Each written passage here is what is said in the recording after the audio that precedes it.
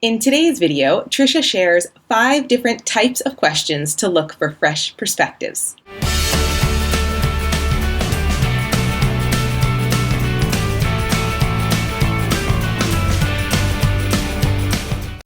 Hi, I'm Tricia Friedman, and I am back with your 5-minute Friday idea. Today, I would like to offer you 5 different types of questions that you might want to use in a coaching conversation, in a team meeting, maybe in a collaborative project with students, in order to just sort of pivot, shift the thinking a little bit.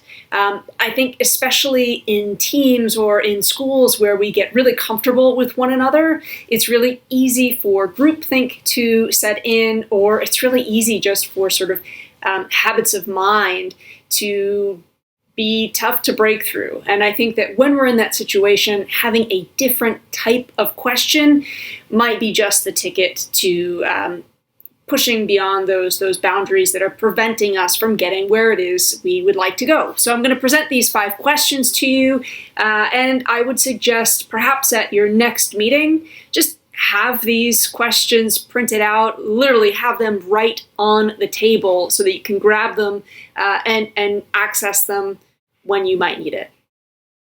So question number 1 is, if we are in Act 1 of discussing this issue, what questions do we imagine we will discuss in Act 2? And I think this is really a crucial question to have on the table because it bears mentioning that this is not the end of the discussion. That most likely, even the most simple issue or challenge that you're facing, you're going to come back and continue to have that conversation later on.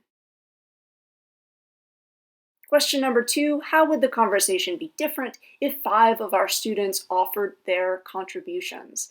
I think as educators, it's always important that we come back to the student perspective. And that number 5 there is there as a reminder that you have a wide variety of students at your school, so try to make sure that you are incorporating a wide variety of perspectives. Question 3, what are we afraid of admitting right now, and what will happen if we don't address it? Sometimes, especially if you've got a new member of a team present in a meeting or someone has just joined the school, it isn't always easy for them to mention their concerns. Or they might not want to be that person who says, well, at my last school, this is how we did it.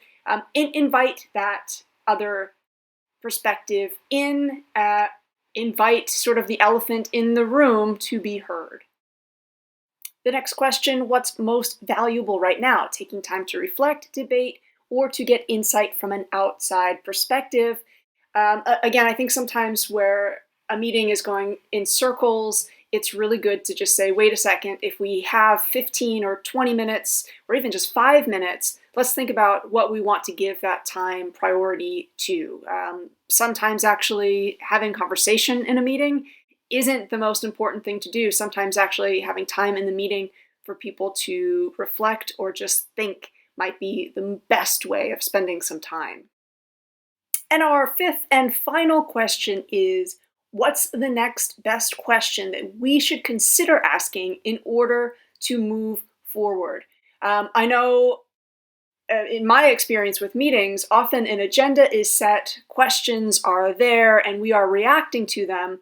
And I think sometimes, depending on the course of the meeting or ideas that are shared, it's really important that we stop and we wonder what the next best path of inquiry is that we need to travel down. And I think it's also a great way of giving voice to the other participants in the meeting. If you are running the meeting, ask other people what questions we aren't asking that we should be asking. And I think, again, giving people access to the agenda in advance and perhaps even just suggesting, if you would like, please add a question that you think is really relevant to this space. I think it's really, really great to make sure that you are taking advantage of the collective wisdom.